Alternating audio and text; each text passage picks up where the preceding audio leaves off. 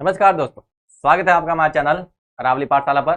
जब मैं गणेश सोलंकी आपके लिए लेकर आया हूँ क्लास 10 की मैथ, जहाँ हम पढ़ने वाले हैं आज क्लास 10 का सबसे इम्पोर्टेंट और सबसे खास चैप्टर, जिसका नाम है त्रिकोणमिति।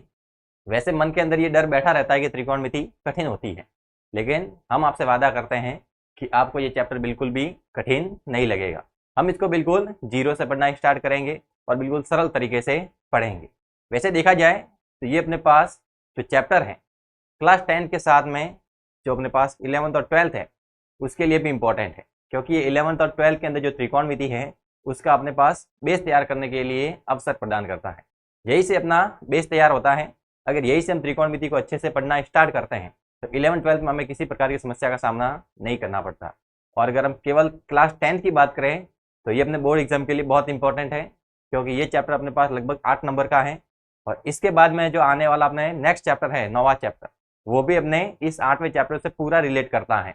अगर हम इस 8वें चैप्टर की पहली एक्सरसाइज को अच्छे से करते हैं, 8.1 का अच्छे से अभ्यास करते हैं, तो अपने पास 9वां चैप्टर ऑलरेडी उसके अंदर इंक्लूड हो जाता है, क्योंकि 9वां चैप्टर पूरा का पूरा 8.1 पर आधारित है। इसलिए हमें इस चैप्टर को अच्छे से पढ़ना है, इसकी तैयारी है वो अच्छे से करनी है और अपने मन के अंदर बसे हुए इस डर को बाहर निकालना है। तो इस डर को बाहर निकालने में अरावली पाठशाला आपके साथ में है, तो आपको भी अरावली पाठशाला का साथ देना है। अगर आप हमारे चैनल अरावली पाठशाला पर नए हैं तो उसको तुरंत सब्सक्राइब करना है, वीडियो को अधिक से अधिक लाइक करना है, अधिक से अधिक शेयर करना है। तो चलो आज हम स्टार्ट करते हैं त्रिकोणमिति की अपनी पहली क्लास, जिसके अंदर हम उसका इंट्रोडक्शन पढ़ेंगे। त्रिकोणमिति क्या होती है, उसका सारा का सारा जो बेसिक कॉन्सेप्ट है आज हम वो पढ़ने वाले हैं। देखना अपने पास त्रिकोणमिति होते क्या है। अगर हम त्रिकोणमिति की बात करें तो ये जो त्रिकोणमिति है ये अपने पास इंग्लिश का वर्ड होता है ट्रिग्नोमेट्री। इंग्लिश का एक वर्ड हम लिखते हैं ट्रिग्नोमेट्री, उसका हिंदी रूपांतरण है। यानी जो त्रिकोणमिति हम हिंदी में बोलते हैं वही अपने पास इंग्लिश में क्या कहलाती है, ट्रिग्नोमेट्री। जिसके अंदर हम देखते हैं तो अपने पास 3 शब्द होते हैं, ट्राई, फिर गोनो और फिर होता है मैट्री। ये जो 3 टुकड़े हैं, इन प्रत्येक टुकड़े का कोई ना कोई अर्थ है और पूरा अर्थ ये त्रिकोणमिति का बेस है। यानी ट्राई का मतलब होता है 3, गॉन का मतलब होता है साइड और मीट्री का मतलब होता है मेजरमेंट। यानी यही से हमें समझ में आ जाता है कि जो त्रिकोणमिति होती है वो क्या होती है, 3 साइड की मेजरमेंट है। अब 3 साइड की मेजरमेंट, तो 3 साइड किसकी होगी, तो 3 साइड से बनने वाला हमें शेप देख लेना है। तो 3 साइड से अपने पास जो शेप बनता है वो अपने पास होता है त्रिभुज। और त्रिभुज भी अपने पास अलग अलग टाइप के होते हैं, जैसे समबाहु होता है, विषमबाहु होता है, समकोण होता है, समद्विबाहु त्रिभुज होता है, अलग अलग होते हैं। उसके अंदर से हमें कौन से ट्राइंगल को पढ़ना है, हमें कौन से त्रिभुज को पढ़ना है। तो यहाँ पर हम त्रिकोणमिति के अंदर जिस त्रिभुज की साइड की मेजरमेंट करते हैं वो त्रिभुज अपने पास समकोण त्रिभुज होता है। यानी यहाँ पर अपना जो भी सारा डिस्कशन है वो अपने पास एक समकोण त्रिभुज पर आधारित रहेगा। यानी अपना पूरा जो डिस्कशन है वो इसी पर चलेगा, समकोण त्रिभुज पर। सारी चर्चा आपने इसके बारे में ही है। जब हम समकोण त्रिभुज की बात करते हैं तो हम कहते हैं इसके अंदर एक कोण है वो 90 डिग्री का होता है।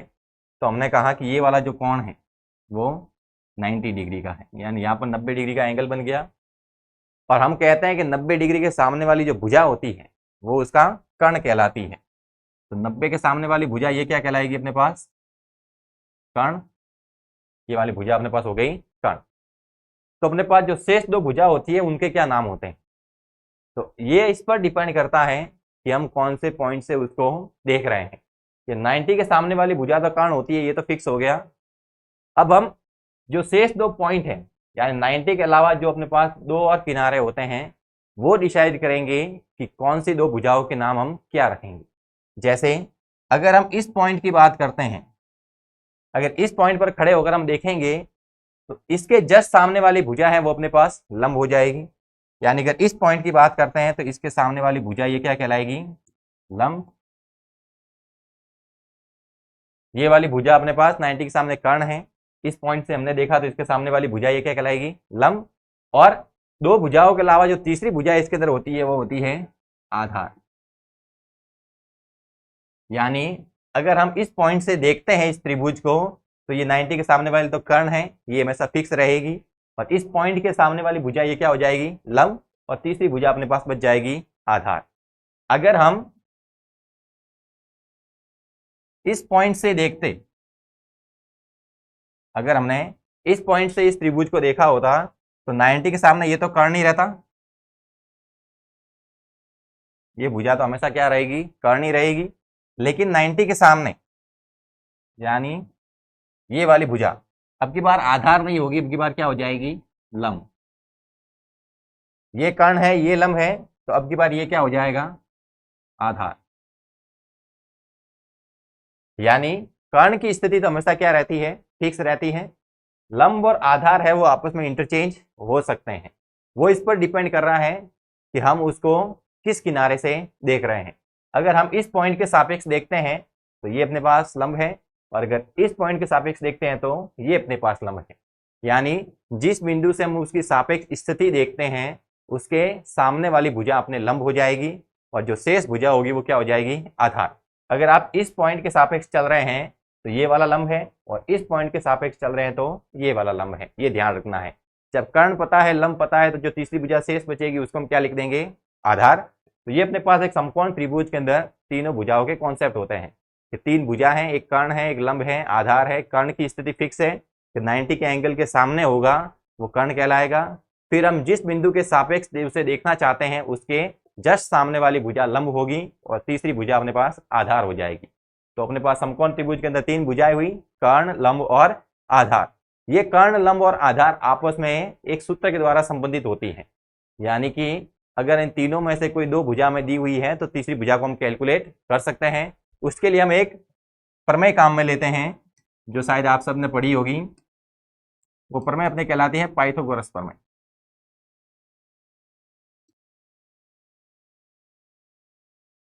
वो प्रमेय अपने पास क्या होती है, पाइथागोरस प्रमेय, जिसके अंदर हम कहते हैं कि कर्ण स्क्वायर बराबर होता है आधार स्क्वायर प्लस लंब स्क्वायर। कर्ण स्क्वायर बराबर आधार स्क्वायर प्लस लंब स्क्वायर। यानी समकोण त्रिभुज के अंदर जो कर्ण है वो सबसे बड़ी भुजा होती है, तो सबसे बड़ी भुजा का जो वर्ग होता है वो शेष दो भुजाओं के वर्गों का योग होता है।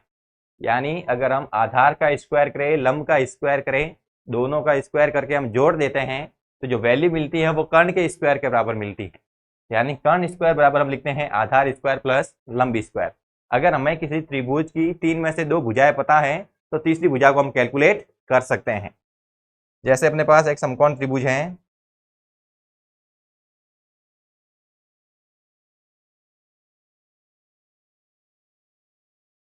जिसकी भुजा हमने कहा कि ये वाली है 5 सेंटीमीटर, ये वाली भुजा है 12 सेंटीमीटर। हमें ये वाली भुजा पता करनी है। ये एंगल अपने पास 90 डिग्री, तो ये वाला अपने पास क्या हो जाएगा, कर्ण। अगर हम इस बिंदु के सापेक्ष देख रहे हैं, इस बिंदु के सापेक्ष देखते हैं तो ये अपने पास क्या हो जाएगी, लंब। ये अपने पास क्या लाएगा, लंब, और ये हो जाएगा अपने पास आधार। यानी यहाँ पर अगर हम पाइथागोरस प्रमेय लगाते हैं तो कर्ण का स्क्वायर मतलब के स्क्वायर, आधार का स्क्वायर, तो आधार कितना है 5, तो ये हो गया अपने पास 5 का स्क्वायर, प्लस लंब का स्क्वायर मतलब 12 का स्क्वायर। तो कर्ण स्क्वायर बराबर हो जाएगा 5 का स्क्वायर 25, 12 का स्क्वायर 144। ऐड करेंगे तो हो जाएगा 169, स्क्वायर हटाएंगे तो अंडरूट आ जाएगा, और अंडरूट 169 होता है अपने पास 13। भुजा सेंटीमीटर में है तो ये वाली क्या आ जाएगी, 13 सेंटीमीटर। यानी इस प्रकार से अगर किसी समकोण त्रिभुज के अंदर दो भुजाएं हमें पता है, तीसरी भुजा हमें निकालनी है तो पाइथागोरस प्रमेय से हम निकाल सकते हैं।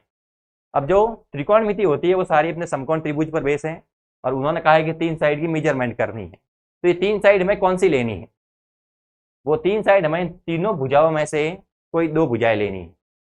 तीनों साइड की मेजरमेंट करनी है, तो तीनों साइड की मेजरमेंट कैसे करेंगे कि यहाँ से हम दो दो का जोड़ा बना लेते हैं। जैसे लंब और कर्ण का जोड़ा बना सकते हैं, लंब और आधार का जोड़ा बना सकते हैं, कर्ण और आधार का जोड़ा बना सकते हैं और वहां से उन भुजाओं के में अनुपात निकालने हैं। यानी अपने पास जो समकोण त्रिभुज होता है उसकी जो तीनों भुजा हैं उनमें से दो दो भुजाएं लेनी है और उनको बटे में रखना है ताकि उनका हमें क्या मिल जाए, अनुपात। यानी अपने पास जो समकोण त्रिभुज हैं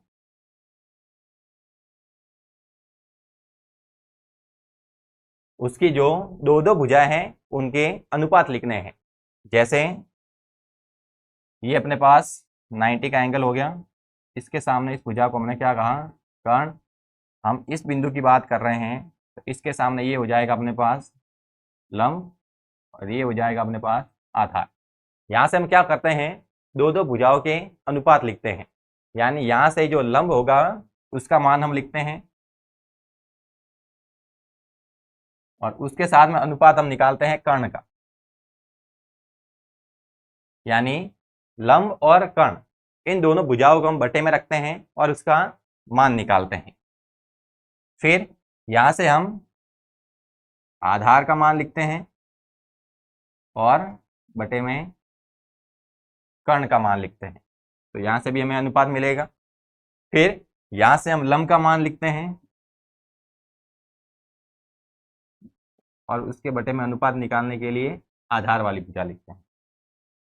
तो अपने पास ये दो दो भुजाओं के कुछ अनुपात दिए हुए हैं, दो दो भुजाएं बटे में रखी है, तो यहाँ से हमें कुछ ना कुछ वैल्यू मिलेगी। तो क्या किया कि इन वैल्यू को हमने कैलकुलेट किया और उनको कोई स्पेसिफिक नाम दे दिया।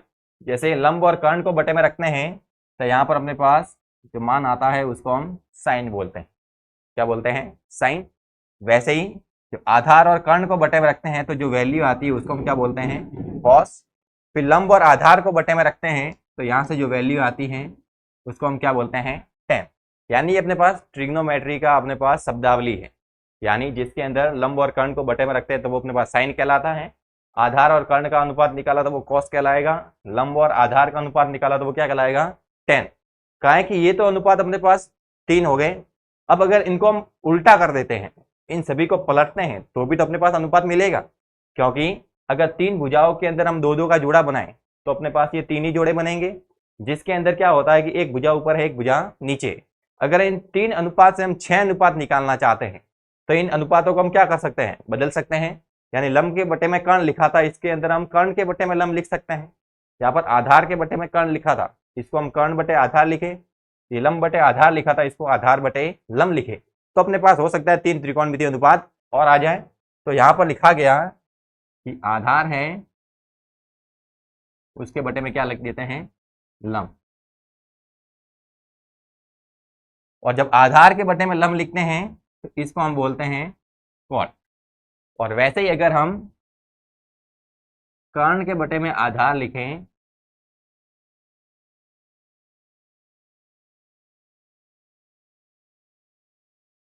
तो वो अपने पास कहलाएगा सेक।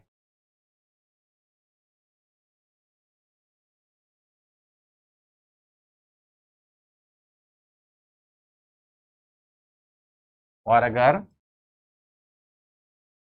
कर्ण के बटे में लंब लिखें तो वो अपने पास कहलाएगा कॉसेक।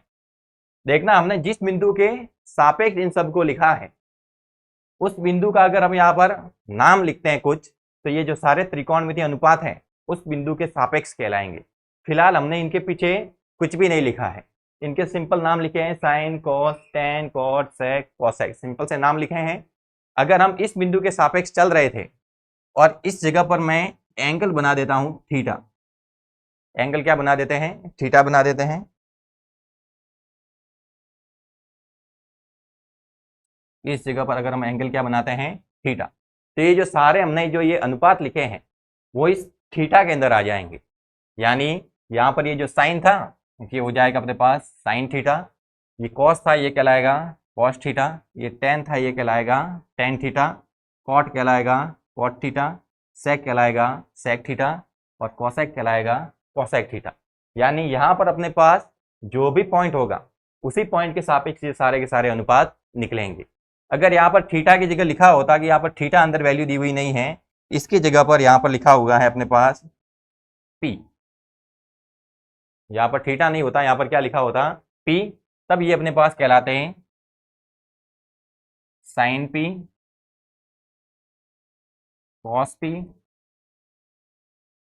टेन पी, ये कॉट पी, ये कहलाता सेक पी, और ये कहलाता कॉसेक पी। यानी हम ये जो अनुपात जिस बिंदु के सापेक्ष लिख रहे हैं उसी के आधार पर इसका नाम होगा। यानी पीछे जो थीटा पी वगैरह हम जो भी पीछे वैल्यू लिखेंगे वो इस पर डिपेंड करती है कि हम उसको किस बिंदु के सापेक्ष ले रहे हैं। अगर ये मान हम इस बिंदु के सापेक्ष लिखते, ये जो हमने मान लिखे हैं, अगर वो हम इस बिंदु के सापेक्ष बनाते तो यहां से ये जो अनुपात होता वो इस प्रकार से लिखा जाता कि इसके सामने वाली भुजा ये लंब कहलाती और ये कर्ण रहता और ये क्या बन जाता, आधार। तो अगर इस बिंदु के सापेक्ष देखते हैं तो लंब के लिए ये मान लिखते हैं, आधार के लिए ये मान लिखते हैं। फिलहाल हमने इसके सापेक्ष मान लिखे हैं तो ये लंब है और ये अपने पास आधार है, ये ध्यान रखना है। यहां से हमने इनके अनुपात लिखे हैं। ये जो भुजाओं के हमने अनुपात लिखे हैं ये अपने पास कहलाते हैं त्रिकोणमितीय अनुपात, ये आपको ध्यान रखना है। ये अपने पास सारे के सारे क्या कहलाते हैं, यहां से लेकर यहां तक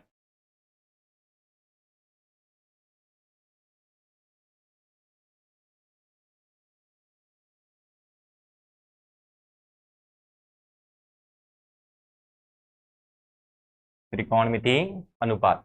और ये जो त्रिकोणमितीय अनुपात है इन्हीं की सहायता से अपने जो चैप्टर 9 है वो हल होने वाला है। यानी पूरा चैप्टर 9 है वो इन त्रिकोणमितीय अनुपात पर ही डिपेंड करता है। तो इसी त्रिकोणमितीय अनुपात से अपनी एक्सरसाइज 8.1 हल होगी और पूरा का पूरा चैप्टर नंबर 9 हल होगा। तो ये त्रिकोणमितीय अनुपात अपने लिए इंपॉर्टेंट है। देखना साइन के लिए त्रिकोणमितीय अनुपात क्या लिखते हैं, लंब बटे कर्ण, कॉस के लिए आधार बटे कर्ण, टेन के लिए लंब बटे आधार, कॉट के लिए आधार बटे लंब, सेक के लिए कर्ण बटे आधार और कोसेक के लिए कर्ण बटे लंब। जब अब इनको हम ध्यान से देखते हैं तो यहां पर हमें एक चीज समझ में आती है कि जो त्रिकोणमितीय अनुपात हमने टेन का लिखा है उसका उल्टा किया तो अपने पास कॉट आया है। यानी टेन का उल्टा किया है तभी तो जाके अपने पास कॉट आया है। यानी टेन का उल्टा करते तो अपने पास कॉट आता है, ये ध्यान रखना है। वैसे ही कर्ण और आधार, यहाँ पर हमने लिखा था आधार और कर्ण, यानी कॉस का उल्टा किया तो अपने पास क्या आया है, सेक आया है।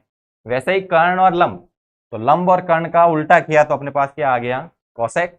यानी साइन का उल्टा करते हैं तो कोसेक आता है, कॉस का उल्टा करते हैं तो सेक आता है, टेन का उल्टा करते हैं तो कॉट आता है। अगर हम कहें कि अपने पास कर्ण बटे लंब कोसेक है, अगर इसको उल्टा करेंगे तो लंब और कर्ण आ जाएगा तो अपने पास क्या मिलेगा, साइन। यानी कोसेक का उल्टा वापस हम साइन कह सकते हैं, सेक का उल्टा वापस कॉस कह सकते हैं, कॉट का उल्टा टेन कह सकते हैं। यानी यहां से हमें दो दो का ग्रुप मिलता है जो एक दूसरे के उल्टे पद के रूप में दिए हुए हैं। यानी यहां से साइन और कोसेक एक दूसरे के उल्टे होते हैं तो हम कह सकते हैं कि साइन थीटा बराबर 1 बटे कोसेक थीटा।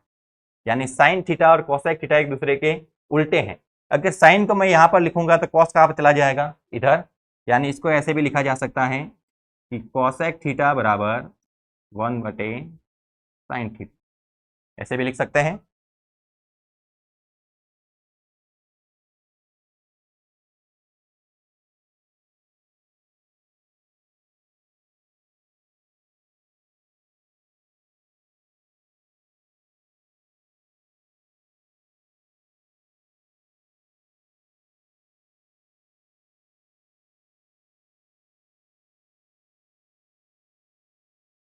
ये अपने पास त्रिकोणमितीय अनुपात है जिसके अंदर हमने कहा कि साइन और कोसेक एक दूसरे के उल्टे होते हैं। तो यहाँ पर हमने लिखा साइन थीटा को 1 बटे कोसेक थीटा लिख सकते हैं और कोसेक थीटा को 1 बटे साइन थीटा लिख सकते हैं। सेम इसी प्रकार से जो टेन और कॉट है वो भी एक दूसरे के उल्टे हैं, कॉस और सेक भी एक दूसरे के उल्टे हैं क्योंकि आधार बटे कर्ण है, ये कर्ण बटे आधार है। यानी हम लिख सकते हैं कि जो कॉस थीटा होता है वो होता है 1 बटे सेक थीटा, और अगर सेक थीटा को इधर भेजे तो कॉस थीटा इधर आ जाएगा। यानी सेक थीटा को हम लिख सकते हैं 1 बटे कॉस थीटा। ये अपने पास संबंध आ गया इनके बीच में कि कॉस और सेक है वो किस प्रकार से एक दूसरे से संबंधित होते हैं। वैसे ही टेन और कॉट भी एक दूसरे के उल्टे हैं, लंब बटे आधार, आधार बटे लंब। तो tan का उल्टा करेंगे तो cot आएगा, cot का उल्टा करेंगे तो tan आ जाएगा। यानी यहां से हम लिख सकते हैं कि tan थीटा बराबर 1/cot थीटा, और जो cot थीटा होता है वो होता है 1/tan थीटा। ये अपने पास दो का जो यहाँ पर युग्म बना उनके बीच में जो संबंध था वो हमने लिखा है। इस साइन और कोसेक के अंदर ये संबंध होता है, कॉस और सेक में ये संबंध है, टेन और कॉट के अंदर ये संबंध है। ये अपने पास 6 त्रिकोणमितीय अनुपात हैं। अब त्रिकोणमितीय अनुपात के अंदर पीछे हम जो ये वैल्यू लिख रहे हैं थीटा पी वगैरह, ये इस पर डिपेंड करती है कि हम उसको किस बिंदु के सापेक्ष लिख रहे हैं। यानी अगर यहाँ से हम इस ट्राइंगल के अंदर इस बिंदु को सापेक्ष मानते तो इसके लिए लंब और कर्ण वाली जो भुजाएं हैं वो बदल जाती। एक सवाल हल करते हैं इस प्रकार का।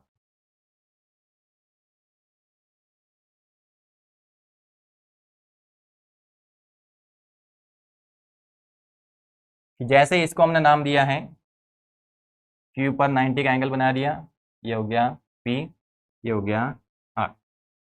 यहां से अगर भुजाओं की माप लिखें तो जैसे माना कि ये वाली भुजा है अपने पास 24 सेंटीमीटर, 24 है, ये वाली है अपने पास 7 सेंटीमीटर, ये वाली भुजा 24 सेंटीमीटर है, ये वाली भुजा 7 सेंटीमीटर है। यहां से हमें त्रिकोणमिति अनुपात लिखने हैं, तो वो त्रिकोणमिति अनुपात है अगर हम आर के सापेक्ष लिखेंगे तो फिर वो अपने पास कहलाएगा sine r, cos r, tan r, cot r, sec r, cosec r. और अगर पी के सापेक्ष लिखेंगे तो वही हो जाएंगे sine P, cos P, tan P, cot P, sec P और कोसेक पी। यानी आप जिस बिंदु के सापेक्ष लिखेंगे उसी के रूप में वो अनुपात अपने पास मिलेंगे। पहले तो हम इसके अंदर जो तीसरी भुजा है वो निकाल देते हैं। तीसरी भुजा 90 के सामने वाली है और 90 के सामने वाली भुजा कर्ण होती है, तो पहले पाइथागोरस प्रमेय यूज कर लेते हैं इसके अंदर।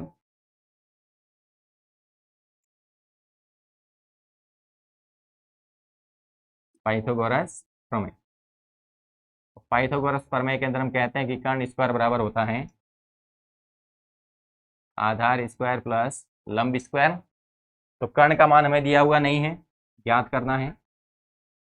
इस दोनों के अंदर किसी को भी आधार लिख सकते हैं, किसी को भी लंब लिख सकते हैं।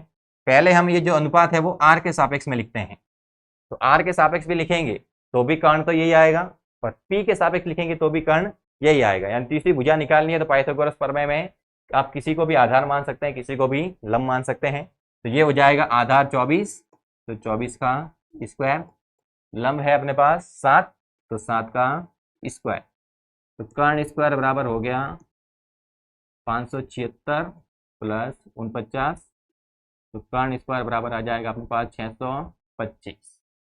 तो यहाँ से जो कर्ण की वैल्यू है वो जाएगा √625, और √625 मतलब 25 सेंटीमीटर। भुजा है तो नेगेटिव नहीं हो सकती, क्योंकि यहाँ से प्लस का 25 माइनस का 25 दोनों आएंगे। -25 हम नहीं लेंगे क्योंकि हमें भुजा की माप लिखनी है, और भुजा की माप है वो प्लस के अंदर ही होगी। तो ये वाली भुजा आ गई अपने पास 25 सेंटीमीटर। अब यहाँ से जो त्रिकोणमितीय अनुपात है वो आर के सापेक्ष में भी निकाल सकते हैं और पी के सापेक्ष में भी। अब आर के सापेक्ष जब बात करेंगे तो ये लंब रहेगा, ये आधार रहेगा, और पी के सापेक्ष बात करेंगे तो ये रहेगा अपने पास लंब और ये रहेगा आधार। तो पहले आर के सापेक्ष अनुपात निकालते हैं। तो जो अनुपात होंगे त्रिकोणमितीय अनुपात वो आर के सापेक्ष होंगे साइन आर, फिर कॉस आर, फिर हो जाएगा टेन आर, फिर कॉट आर, फिर हो जाएगा सेक आर, और फिर कोसेक आर। ये 6 अपने पास त्रिकोणमितीय अनुपात हो जाएंगे। सबके लिए भुजाओं के अनुपात हमें पता होने चाहिए। इस साइन के लिए हम लिखते हैं लंब बटे कर्ण, कॉस के लिए लिखते हैं आधार बटे कर्ण, टेन के लिए लिखते हैं लंब बटे आधार, कॉट के लिए लिखते हैं आधार बटे लंब, सेक के लिए लिखते हैं कर्ण बटे आधार, और कोसेक के लिए लिखते हैं कर्ण बटे लंब। ये अपने पास 6 त्रिकोणमितीय अनुपात हैं। अब सबकी जगह हमें केवल वैल्यू पुट करनी है, बाकी कुछ नहीं करना है। यानी अगर हमें लंब बटे कर्ण का मान लिखना है तो लंब की वैल्यू सवाल के अंदर है, कर्ण की वैल्यू भी सवाल में है। हम आर के सापेक्ष सारी वैल्यू ले रहे हैं, तो आर के सामने वाला ये जो 7 है ये अपने पास क्या है, लंब है, और ये अपने पास कर्ण रह जाएगा। यानी अब की बार ये अपने पास क्या है, लंब, ये अपने पास क्या है, आधार, और ये अपने पास क्या है, कर्ण है। तो लंब बटे कर्ण, तो लंब की जगह आ जाएगा 7, कर्ण की जगह आ जाएगा 25। तो साइन आर हो गया 7/25। वैसे ही कॉस आर की वैल्यू निकालें तो आधार का मान है अपने पास 24, कर्ण का मान है 25। टेन आर यानी लंब बटे आधार, तो लंब का मान है 7, आधार का मान है 24। वैसे ही कॉट आर आधार बटे लंब, तो आधार का मान है अपने पास 24 और लंब का मान है अपने पास 7। सेक आर यानी कर्ण बटे आधार, तो कर्ण का मान है 25, आधार का मान है 24। फिर कौशेक यानी कर्ण बटे लंब, तो कर्ण है 25, लंब है अपने पास 7। देखते हैं तो साइन और कौशेक एक दूसरे के उल्टे आ रहे हैं, तो हमने यहाँ पर भी यही बात कही थी कि साइन और कौशेक एक दूसरे के उल्टे होते हैं। फिर कॉस और सेक एक दूसरे के उल्टे हैं, 24/25, 25/24। टेन और कॉट भी एक दूसरे के उल्टे हैं, 7/24, 24/7। तो ये अपने आर के सापेक्ष क्या हो गए, त्रिकोणमिति अनुपात। तो वैसे ही हम पी के सापेक्ष भी त्रिकोणमिति अनुपात निकाल सकते हैं। अगर हम P के सापेक्ष त्रिकोणमिति अनुपात निकालते हैं तो जो P के सामने वाली भुजा है वो अपने पास क्या हो जाएगी, लंब। अब की बार ये क्या होगा अपने पास, लंब, तो ये क्या हो जाएगा, आधार, और ये क्या कहलाएगा, कर्ण। यानी जब P के सापेक्ष हम अनुपात निकालेंगे तो लंब और आधार है वो क्या हो जाएंगे, चेंज हो जाएंगे। P के सामने वाली भुजा लंब कहलाएगी और ये वाली भुजा आधार। कर्ण की स्थिति वही रहेगी। यानी अब की बार हम जो ये त्रिकोणमिति अनुपात निकालेंगे वो निकलेंगे अपने पास P के सापेक्ष। यानी अब की बार होंगे अपने पास sine P, cos P, tan P, cot P, sec P और कोसेक। अनुपात तो वही लिखे जाते हैं, लंब बटे कर्ण, आधार बटे कर्ण, लंब बटे आधार, आधार बटे लंब, कर्ण बटे आधार, कर्ण बटे लंब, वही लिखेंगे। लंब बटे कर्ण, आधार बटे कर्ण, लंब बटे आधार, आधार बटे लंब, कर्ण बटे आधार और कर्ण बटे लंब। लेकिन अब की बार जो मान होंगे वो बदल जाएंगे, क्योंकि लंब और आधार है वो इंटरचेंज हो गए हैं, क्योंकि हमने जो सापेक्ष बिंदु है वो बदल दिया है। अब की बार जो लंब है वो क्या कहलाएगा अपने पास, 24। लंब अब की बार क्या हो जाएगा, P के सापेक्ष लिख रहे हैं तो P के सामने वाला लंब कहलाएगा। यानी अब की बार लंब होगा 24, आधार हो जाएगा 7। यानी 24 बटे कर्ण का मान हो जाएगा 25। फिर आधार बटे कर्ण, तो आधार अब की बार 7 बटे में कर्ण है 25। फिर लंब बटे आधार, तो लंब है अपने पास 24, आधार अब की बार 7। फिर आधार बटे लंब, यानी 10 का उल्टा करना है तो ये होगा 7/24। सेक का मान लिखना है तो कॉस का उल्टा कर दो, ये हो जाएगा 25/7। कॉसेक का मान लिखना है तो साइन का उल्टा कर दो, ये होगा 25/24। यानी कि 3 मान पता है तो शेष 3 तो हम इनको उल्टा करके भी लिख सकते हैं, उसके लिए आपको यहाँ पर देखने की भी जरूरत नहीं पड़ती। तो ये होता है अपने पास त्रिकोणमिति अनुपात का कॉन्सेप्ट, और इसी के आधार पर हमें अपने सवालों को हल करना है। यानी अगर आपके पास पहले कोई समकोण त्रिभुज दिया हुआ है, उसकी 2 भुजाएं दी हुई हैं, तो तीसरी भुजा आपको पाइथागोरस प्रमेय से कैलकुलेट कर लेनी है। उसके बाद में जिस बिंदु के सापेक्ष हमें मान निकालने हैं उसके सामने वाली भुजा को लंब लेना है, 90 के सामने कर्ण और तीसरी भुजा आधार, और उस बिंदु के सापेक्ष हमें सारे के सारे त्रिकोणमिति अनुपात लिख देने। सबके लिए मान पता होने चाहिए त्रिकोणमिति अनुपात के अंदर किस किस भुजा को लेना है। अगर इनको याद करने का कोई तरीका ढूंढे तो कहा जाता है कि इसको लाल बटे कक्का के रूप में लिखा जाता है। याद करने के लिए कहते हैं, एक फॉर्मूला बना दिया लाल बटे कक्का, जहां पर लंब बटे कर्ण साइन को दिखाता है, आधार बटे कर्ण कॉस को दिखाता है, लंब बटे आधार वो दिखाता है टेन को। तो साइन कॉस टेन, और टेन का उल्टा करेंगे तो कॉट आएगा, कॉस का उल्टा करेंगे तो सेक आएगा, और साइन का उल्टा करेंगे तो कॉसेक आएगा। तो वैसे हम 6 के 6 ये त्रिकोणमिति अनुपात लिख सकते हैं। यानी यहाँ से अपने पास एक तो आता है लंब बटे कर्ण, फिर आता है आधार बटे कर्ण, फिर आता है लंब बटे आधार। तो ये अपने पास होता है साइन, ये अपने पास होता है कॉस, और ये होता है अपने पास टेन। फिर साइन का उल्टा करेंगे तो कॉसेक आ जाएगा, कॉस का उल्टा करेंगे तो सेक आ जाएगा, और टेन का उल्टा करेंगे तो कॉट आ जाएगा। तो आप इस तरीके से भी ये याद रख सकते हैं। आगे त्रिकोणमितीय अनुपात पढ़ने के बाद में हम जो ये पीछे हमने थीटा की वैल्यू लिखी थी, तो इस थीटा की वैल्यू के आधार पर हम त्रिकोणमिति की सारणी बनाते हैं।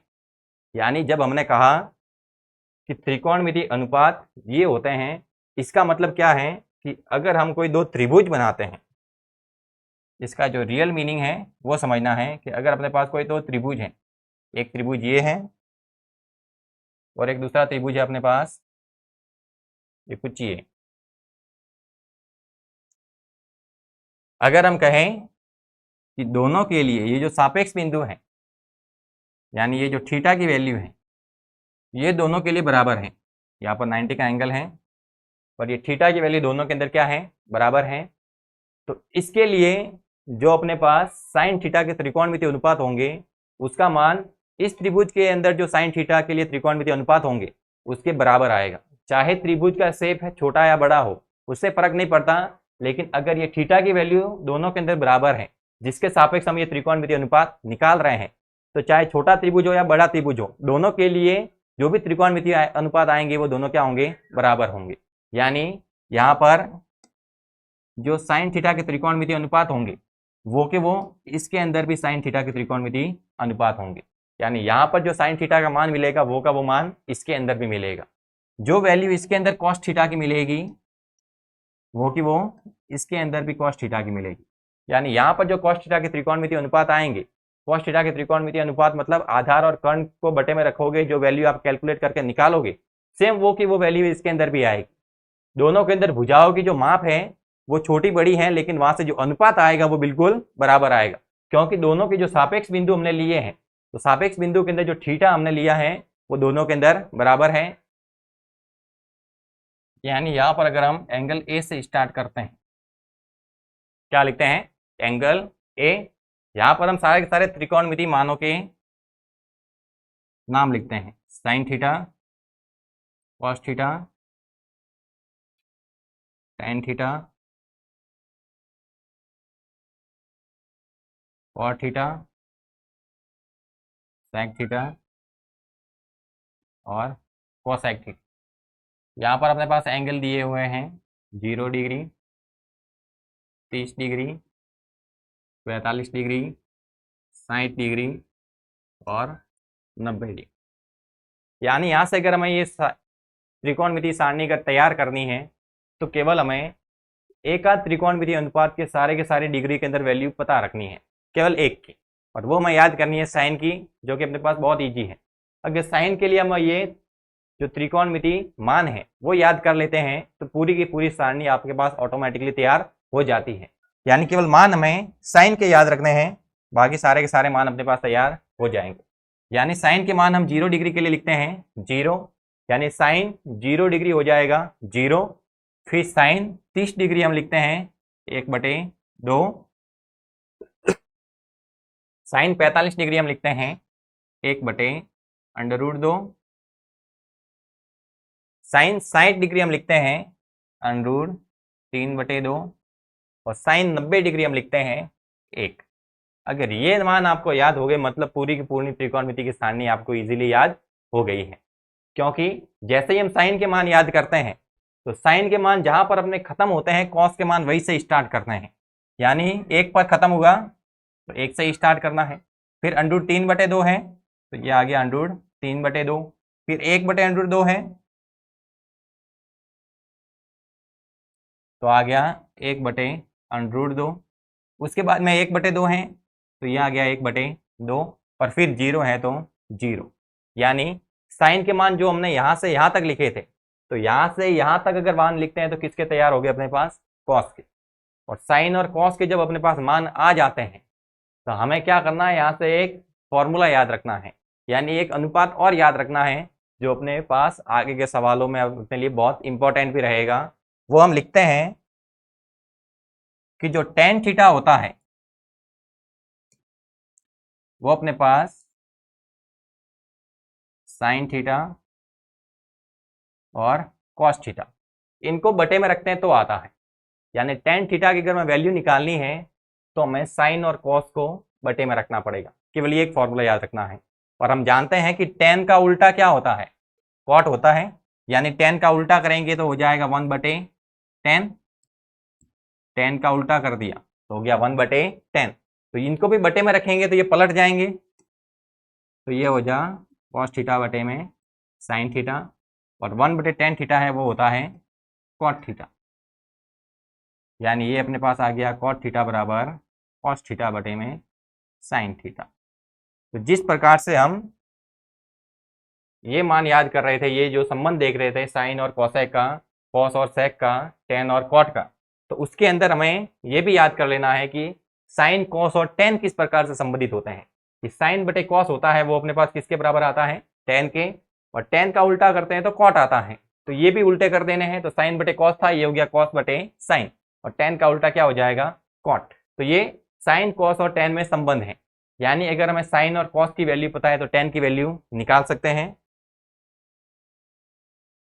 साइन और कॉस को बटे में रखेंगे तो टेन की वैल्यू आ जाएगी, तो 0/1, यहाँ से अगर हम मान लिखे तो क्या आ जाएगा, 0/1, तो ये आ जाएगा 0। फिर 1/2 के बटे में रखना है √3/2, यानी 1/2 है, उसके बटे में रखना है √3/2, 2 से 2 कैंसिल हो गया, तो यह आया 1/√3। फिर 1/√2 के बटे में रखना है 1/√2, एक समान मान है, कट जाएंगे, वैल्यू आ जाएगी 1। फिर √3/2 के बटे में रखना है 1/2, √3/2 के बटे में क्या रखना है, 1/2, तो ये आ गया √3 बटे में 1, तो उसका मान होगा अपने पास √3। ये आया अपने पास 1/0, 1/0 यानी अनंत है, जिसको हम परिभाषित नहीं कर सकते, ये अपरिभाषित है, तो इसको हम लिखते हैं नॉट डिफाइन, ये अपने पास परिभाषित नहीं होगा। अब टेन की वैल्यू जहां पर खत्म होती है, कॉट की वैल्यू में वैसे ही स्टार्ट कर देनी है, तो पहले अपने पास आ जाएगा नॉट डिफाइन, उसके बाद में आ जाएगा √3, फिर आ जाएगा 1, फिर 1/√3, और फिर हो जाएगा 0। कॉट तक अपने सारणी तैयार हो गई है। आगे हमें सेक और कॉसेक के मान लिखने हैं। तो सेक के लिए हमने यहाँ पर संबंध पढ़ा था कि सेक होता है वो 1/cos थीटा होता है, तो उसी की सहायता लेनी है इसके अंदर भी। आप चाहे तो यहाँ पर लिख भी सकते हैं ताकि सारी चीजें आपको एक ही जगह नजर आ जाए।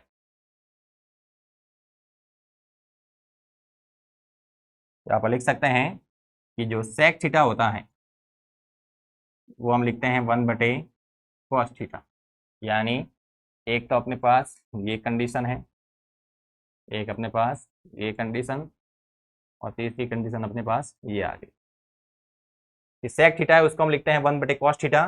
तो cos थीटा के जो भी मान है उनको बटे में रखना है, यानी cos थीटा के सारे मान हमें पलट देने हैं, यानी ऊपर वाली संख्या नीचे लिखनी है, नीचे वाली संख्या ऊपर लिखनी है। तो 1 है तो 1/1 अपने पास क्या रहेगा, 1 ही रहेगा। √3/2 है, उल्टा करेंगे तो हो जाएगा 2/√3।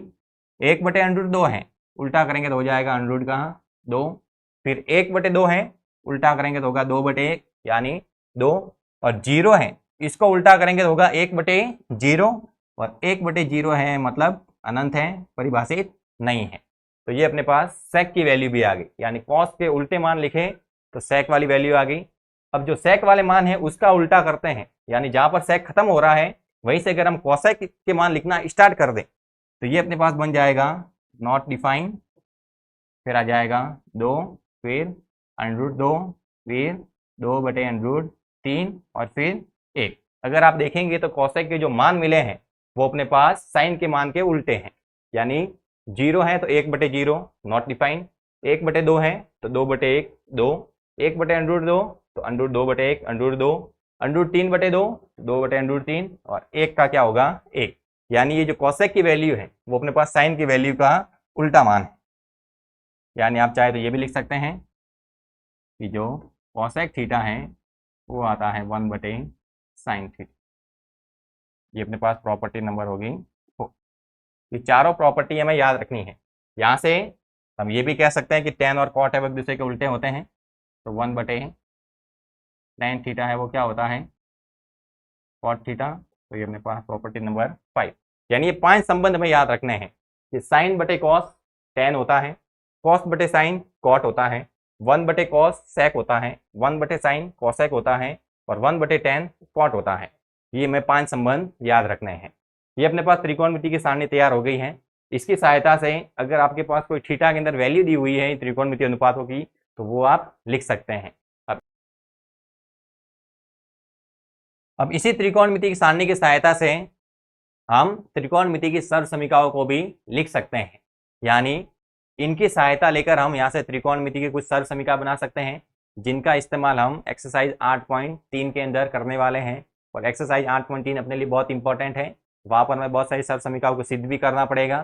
तो यहाँ पर हम कुछ सर्वसमीकाओं का निर्माण करते हैं जो अपने पास फॉर्मूलों के रूप में दी हुई है। जैसे यहाँ पर हम 30 डिग्री के अंदर वैल्यू लिखते हैं साइन और कॉस। 30 डिग्री के अंदर वैल्यू किसकी लिखनी है, साइन की और कॉस की। कि साइन 30 डिग्री अपने पास 1 डिग्री 1/2 होता है और कॉस 30 डिग्री अपने पास होता है √3/2। अगर हम कहें कि अपने पास साइन 30 डिग्री है वो है अपने पास 1/2 और जो कॉस 30 डिग्री वो है अपने पास √3/2। ये हमने लिख दिया है कि साइन 30 डिग्री का मान लिखा, कॉस 30 डिग्री का मान लिखा। यहां से अगर मैं साइन 30 की सहायता से साइन 30 की सहायता से साइन स्क्वायर 30 का मान निकाल दो, साइन 30 है, इससे हम एक और वैल्यू निकालते हैं साइन स्क्वायर 30 डिग्री। अब देखना जो अपने पास ये त्रिकोणमिति अनुपात होते हैं इसके अंदर जब हम स्क्वायर करते हैं, जैसे साइन 30 डिग्री का स्क्वायर किया तो साइन 30 डिग्री का होल स्क्वायर बनेगा और वो होल स्क्वायर अंदर आएगा तो ऐसे नहीं लिखेंगे कि साइन 30 डिग्री का स्क्वायर, वो बनेगा साइन स्क्वायर 30 डिग्री, यानी जो डिग्री की वैल्यू है उसके आगे स्क्वायर लिखा जाएगा, लेकिन उसका मतलब यही रहेगा कि ये जो स्क्वायर है ये पूरे साइन 30 डिग्री के ऊपर लिखा हुआ है।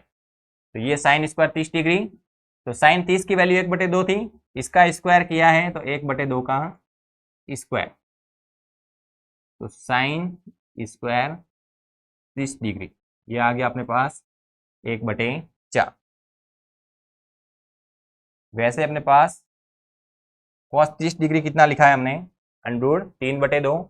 तो अगर यहाँ से हम कॉस स्क्वायर 30 डिग्री लिखें, यानी कॉस 30 डिग्री का स्क्वायर करना है तो √3/2 का हम क्या कर देंगे स्क्वायर, तो ये आ गया कॉस स्क्वायर 30 डिग्री। √3 का स्क्वायर करेंगे तो अपने पास आ जाएगा 3 और 2 का स्क्वायर करेंगे तो आ जाएगा 4, यानी साइन स्क्वायर 30 डिग्री की वैल्यू आई 1/4 और कॉस स्क्वायर 30 डिग्री की वैल्यू आई 3/4। अगर इन दोनों वैल्यू को हम जोड़ देते हैं, इन दोनों वैल्यू को हम क्या कर देते हैं, जोड़ देते हैं, यानी sine square 30 degree plus cos square 30 degree. तो साइन स्क्वायर 30 डिग्री की वैल्यू कितनी है 1/4 प्लस कॉस स्क्वायर 30 डिग्री की वैल्यू है 3/4, ऐड करेंगे तो एलसीएम आएगा 4, ऊपर हो जाएगा 1 + 3, यानी 4/4 वैल्यू आ गई 1, यानी sine square 30 degree plus cos square 30 degree add किया तो कितना आ गया 1। देखना दोनों के लिए जो थीटा के मान थे वो अपने बराबर लिखे थे, यानी यहाँ से अगर हम इसको एक फॉर्मूले के रूप में लिखें तो ये अपने पास बनेगा साइन स्क्वायर, दोनों की जगह थीटा का मान बराबर है तो इस 30 डिग्री को मैं थीटा लिखूं तो इस 30 डिग्री को भी क्या लिखेंगे हम थीटा, और दोनों को ऐड करते हैं तो कितना आ जाता है 1। तो ये अपने पास त्रिकोणमिति की एक क्या होती है सर्वसमीका। जब हम कहते हैं कि sine square 30 degree plus cos square 30 degree दोनों को ऐड किया तो वैल्यू 1 मिली, तो उसके आधार पर हमने फॉर्मूला बनाया कि sign square theta plus cos square theta किसके बराबर आता है 1 के बराबर आता है।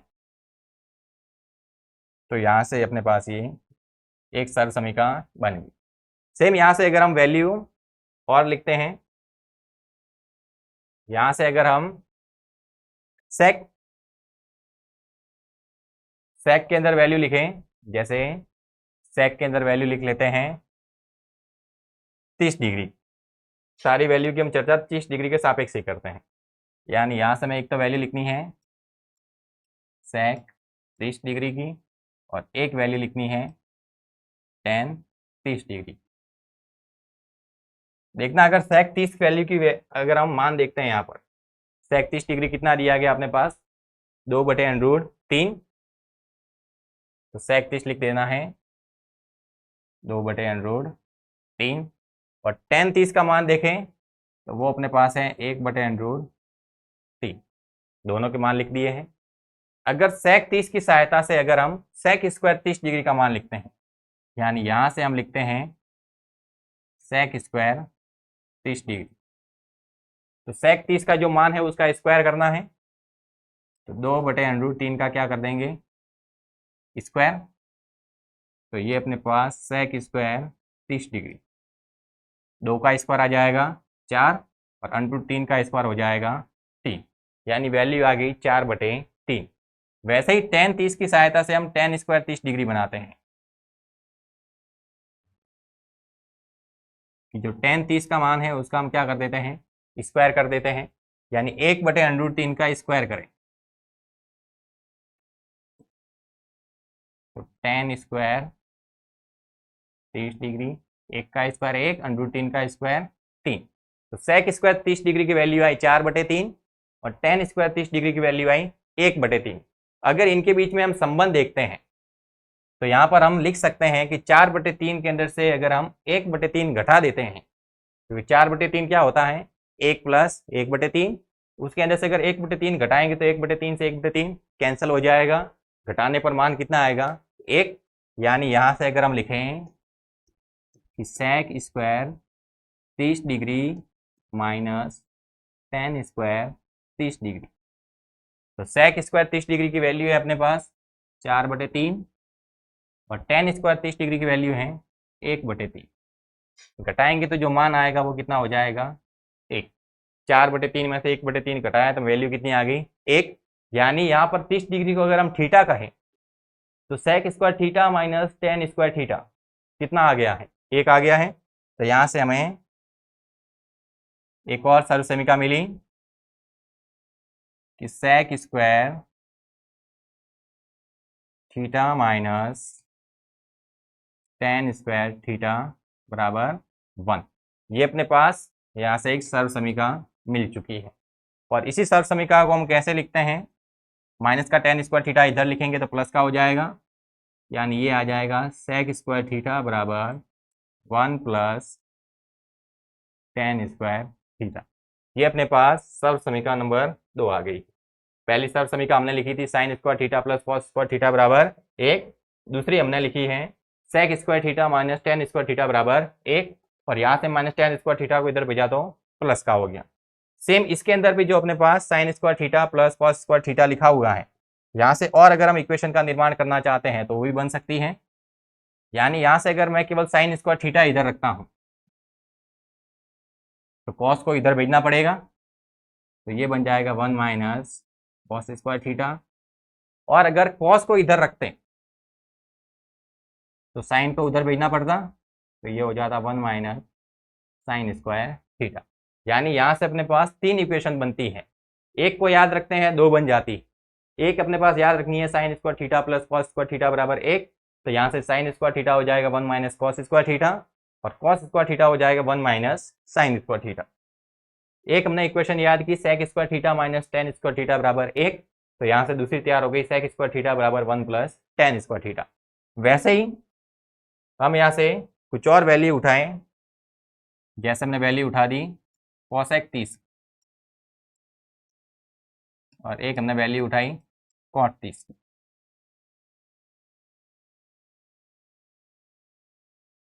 एक तो लिखनी है कॉसेक 30 की, तो कॉसेक 30 की वैल्यू अपने पास कितनी है 2, कॉसेक 30 की वैल्यू है अपने पास 2।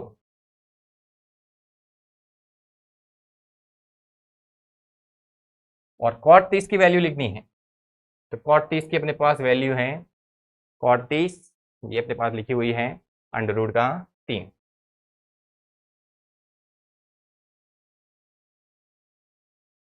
अगर कॉसेक 30 से हम कॉसेक स्क्वायर 30 डिग्री ज्ञात करें, यानी कोसेक का स्क्वायर करें तो 2 का भी क्या हो जाएगा स्क्वायर, तो कोसेक स्क्वायर 30 डिग्री, 2 का स्क्वायर आ जाएगा 4। वैसे ही कॉट 30 का अगर हम स्क्वायर करते हैं तो ये हो जाएगा कॉट स्क्वायर 30 डिग्री, यानी √3 का क्या हो जाएगा अपने पास स्क्वायर, यानी कॉट स्क्वायर 30 डिग्री अपने पास आ जाएगा 3। देखना कोसेक स्क्वायर और कॉट स्क्वायर के अंदर संबंध देखें तो 4 में से अगर मैं 3 घटा दूंगा तो कितना आ जाएगा 1 आ जाएगा, यानी यहाँ से हम लिखें कि cosec square 30 degree minus cot square 30 degree, तो ये आएगा अपने पास 4 माइनस 3 कितना आ गया 1, यानी इसके अंदर जो 30 डिग्री है वो थीटा का मान है। तो यहाँ से भी हम फॉर्मूला बना सकते हैं कि cosec square theta minus cot square theta बराबर क्या आ जाएगा अपने पास 1, यानी यहाँ से भी हम एक सर्व समीकरण लिख सकते हैं कि cosec square theta minus cot square theta बराबर 1, और यहीं से एक और सर्व समीकरण का हम निर्माण कर सकते हैं कि माइनस का कॉट स्क्वायर थीटा इधर आएगा तो प्लस के अंदर, तो ये आ गया अपने पास कोसेक स्क्वायर थीटा बराबर 1 प्लस कॉट स्क्वायर थीटा। तो ये अपने पास कुछ सर्व समीकरण बनी है। पहली हमने लिखी sign square theta plus cos square theta बराबर 1, यहाँ से 2 और इक्वेशन बन गई। फिर हमने लिखा sec square theta minus tan square theta बराबर 1, तो वहाँ से एक और सर्व समीकरण बनाई। फिर cosec square theta minus cot square theta बराबर 1, तो वहाँ से कोसेक स्क्वायर थीटा बराबर लिखा 1 प्लस कॉट स्क्वायर थीटा। इससे ज़्यादा हमें सर्व समीकरण पढ़ने की जरूरत नहीं है। अगर क्लास 10 की दृष्टि से देखें तो अपने पास टोटल इतनी ही सर्व समीकरण हैं जिसकी सहायता से अपने ये त्रिकोणमिति का चैप्टर पूरा कंप्लीट हो जाता है। इससे ज़्यादा हमें सर्व समीकरण पढ़ने की जरूरत नहीं है। इसके बाद में जब हम क्लास 11 में जाएंगे तो इसका विस्तारित रूप पढ़ेंगे। जैसे हमने ये जो त्रिकोणमिति की सारणी बनाई है वो केवल 0 से 90 डिग्री तक बनाई है, और इसकी जो वैल्यू होती है वो 0 से 90 तक ही नहीं होती है, यानी ये हमने केवल अभी तक चौथा भाग पढ़ा है। अगर वैल्यू की बात करते हैं तो अपने पास जैसे कोऑर्डिनेट पढ़ते हैं तो वहाँ पर 4 चतुर्थांश बनाते हैं, तो हमने केवल ये पहला चतुर्थांश ही पढ़ा है, यानी यहाँ से यहाँ तक ही पढ़ा है। अभी इसके आगे तो 3 चतुर्थांश और होते हैं, यानी जो सारणी है ये इसकी 4 गुना बनती है, लेकिन हम केवल पहले चतुर्थांश तक ही सीमित रहते हैं क्लास 10th में। तो इससे आगे हम 11th क्लास का जब पढ़ेंगे तब उसके अंदर कंटिन्यू करेंगे। फिलहाल हमें 0 से 90 तक ही सीमित रहना है, यानी हमें जो त्रिकोणमिति के जो मान है, ये जो अनुपात और ये जो थीटा की वैल्यू, ये केवल पहले चतुर्थांश तक ही लिखनी है, इसके बाद में आगे लिखने की जरूरत नहीं है। तो आज की क्लास में हमने त्रिकोणमिति के बारे में, जो पाइथागोरस प्रमेय होती है, त्रिकोणमिति क्या है उसकी चर्चा की है। उसके बाद में जो त्रिकोणमिति अनुपात होते हैं वो लिखे हैं। त्रिकोणमिति अनुपात किसके सापेक्ष लिखे जाते हैं, किस प्रकार से लंब बनता है, किस प्रकार से आधार होता है, किस प्रकार से कर्ण होता है, वो लिखा। उसके बाद में हमने त्रिकोणमिति अनुपात का कुछ सवाल भी किया है, जिसके आधार पर हमने अलग अलग सापेक्ष बिंदु लेकर त्रिकोणमिति अनुपात भी लिखे हैं।